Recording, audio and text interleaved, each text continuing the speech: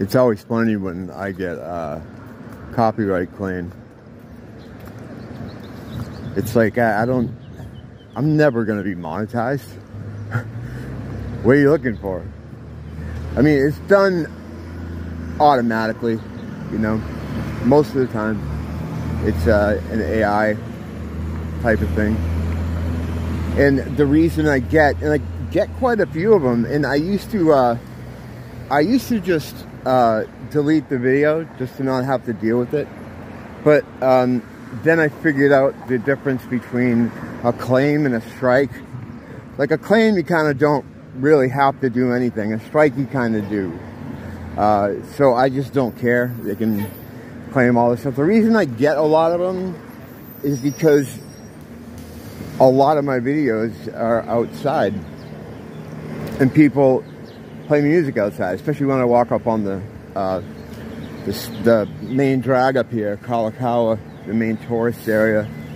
There's a lot of street performers, and that's where I get the claims, which is kind of weird because in my mind it's like recorded music is something you can own, yet the claims are coming in because a lot of times, like if a guy's playing something on guitar out there, I like to tip them a lot, so I get real close to them, you know, to give them some money, and that's when they get me, which is kind of funny. It's like, because they don't own that guy's performance.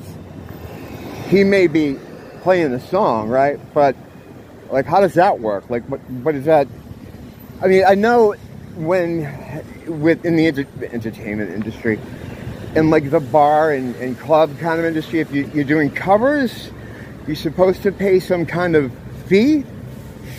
I don't know. I played a bunch of covers. I've never been asked about that at all, but I think there is a thing where you have to pay performance fees. But at any rate, they claim me for music that people on the street are making, and that used to get me upset. I'm like, what the fuck? But then I kind of realized that, oh, a claim and a copyright strike are two different things. You know, I'm one of those guys that I don't read the stuff. I will push, I'll click that little box on the EULA to get to the game or whatever it is I have to do. I'll read nothing. I'm like Spinal Tap signing a record contract. It's like, blah, blah. Actually, you know, probably less aware than them. But it's a bad habit I just got into where it's not smart, but if they want to get you for something, they want to trick you with something, they'll do it, you know. I mean, anytime you get handed some kind of contract, it's an extension of evil. Evil works in contracts, terms and conditions. With God, there is no contract, you know. It's the natural world. But our whole life here is contracts that we agree to on behalf of our own legal fiction. You're not you as a person. I sound like I'm doing a metaphysical thing, but I'm not. Like in a legal sense, you are a corporation, and you're the representative of your own corporation, and that's why your name is always in capital letters on like these official forms, the government forms, the federal forms, because they're dealing with your company, your legal fiction. When you go to court, you're the representative of your corporation named after you. And the reason they do that has a lot to do with maritime law, which is sea law, which is what a lot of the laws that we have to deal with are based in, admiralty laws. You know, that's why when you look at the flag behind the judge, there's gold tassel on it. Everything involving like the court system is a lot of sea words, sailing words. You know, a docket, and also, of course, the spiritual stuff. Like you get a summons, Just think of all the words that are related to being in court and having to go to court and defend yourself. There's a lot of nautical terms. I'm not going to try to start blowing down the list now because I'll get one and then go, because I just, you know, I just woke up, so I'm going to use that excuse for now. But yeah, and the reason they say they can do this in cities is, and it's retarded, but because of the sewer system, the water that goes under the city is connected to the sea, and therefore you have to deal with sea law, admiralty law. It's retarded. So, like I said, they will go to any lengths and do whatever they have to do to get you. Basically, this system is like being a cop down south, you know. Or I shouldn't pick on the south, but in an area you shouldn't be in, you know. They can smash a taillight and then say, hey, you had your taillight out. So the whole thing about the contracts and all that stuff, they have to do that so then they can do what they want to do. And that's all it is. You don't...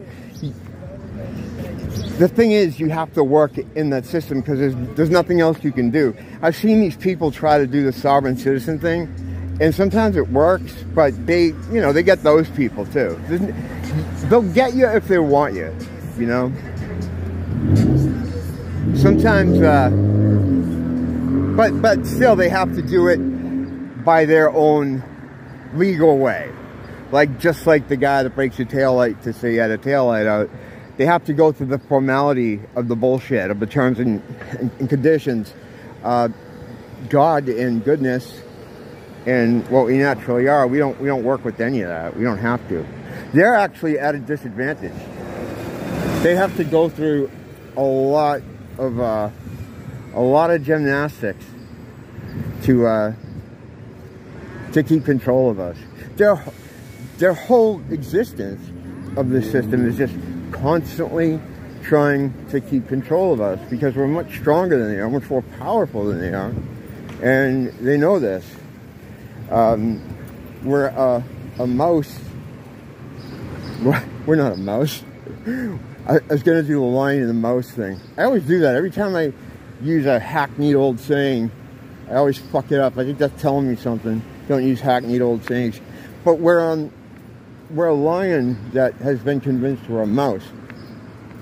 We really have way more power than them. And we could flip the table if we had the awareness, if we had the collected consciousness. So because of that, they have to work overtime. Always. It's like you're in a cage and the door's unlocked. Okay, but they can't let you notice that. So they have to jump up and down all day saying, look over here, look over here, look what we're doing over here. You know, look at the cage. This is, you know, you're in the cage, but here we can give you this. You know, you can't get out of the cage, but, you know, we can make your life in the cage better. And meanwhile, you can get out. You know, the door is open. But they constantly have to work so that you don't realize it. Everything is centered around us. So when you think you're insignificant and small, and the opposition, the opposing force, is so large and powerful, they're really not. It's inverted. Just like everything else is inverted. It always comes to you inverted. They are working night and day to hold us in sway. And they're terrified. They're terrified. That's why they come down so hard on you if you, like, step out of line. Like, even in anything, social media, whatever it is, in the public eye, you get social shame. That's why the hammer comes down so hard, because they know their house of cards is precariously built and could fall down at any time. And it will. I mean, it's heading that way, and it's a good thing. I mean, that's a good thing. I fucking hate those blue checkmark kind of articles where you'll be dead before you're 40. And that's a good thing. Like, I don't know when they started this, but it really fucking drives me nuts. But yeah, that's just a little reminder that You have to go through their stupid bullshit. But it's only because they're in a position of weakness. They're not coming from a position of strength with all their contracts.